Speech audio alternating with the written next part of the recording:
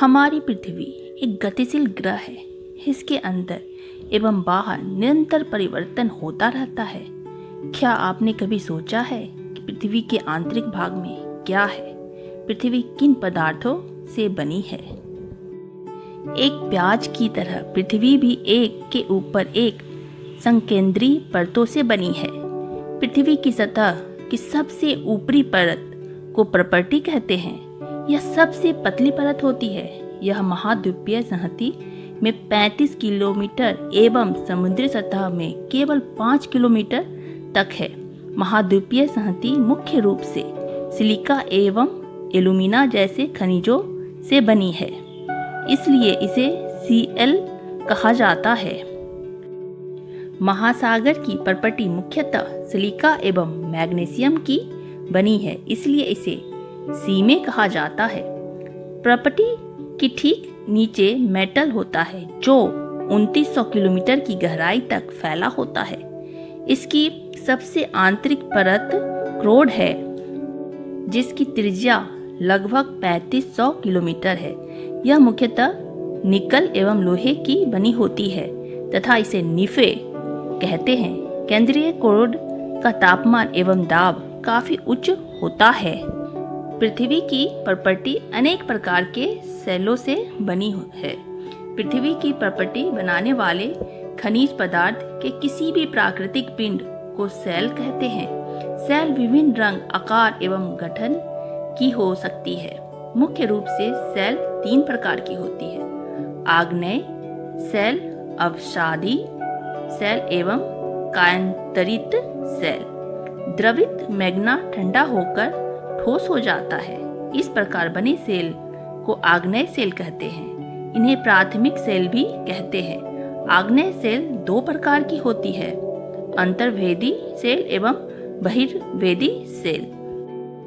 दक्कन पठार बेसाल्ट सेलों से ही बना है।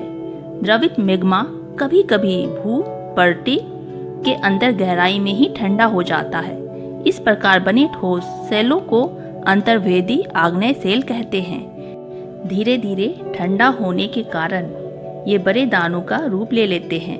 ग्रेनाइट ऐसे ही सेल का एक उदाहरण है।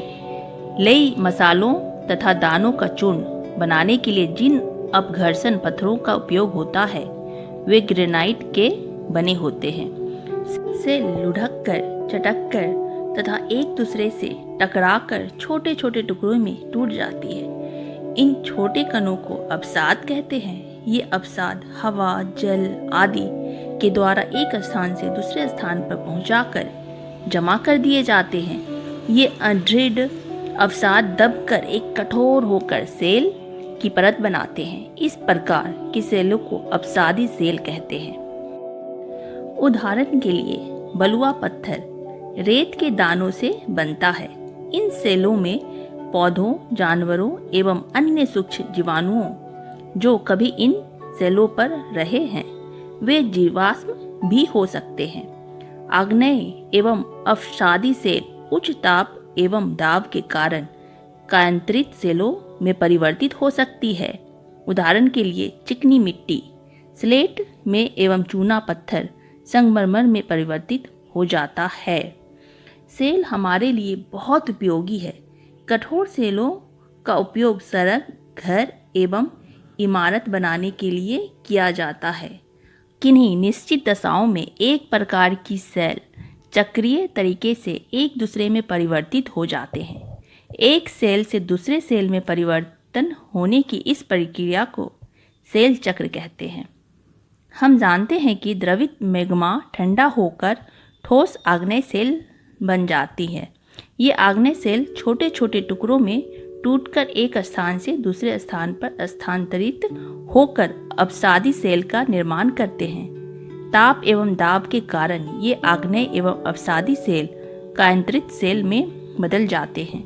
अत्यधिक ताप एवं दाब के कारण कायांतरित सेल पुनः पिघलकर द्रवित मैग्मा बन जाती है। यह द्रवित मैग्मा पुनः ठंडा होकर ठोस आग्नेय सेल में परिवर्तित हो जाता है।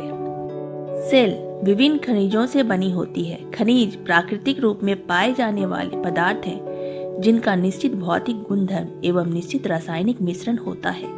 खनिज मानव जाति के लिए बहुत महत्वपूर्ण है। कुछ का उपयोग ईंधन की तरह होता है, जैसे कोयला, प्राकृतिक गैस एवं पेट्रोलियम।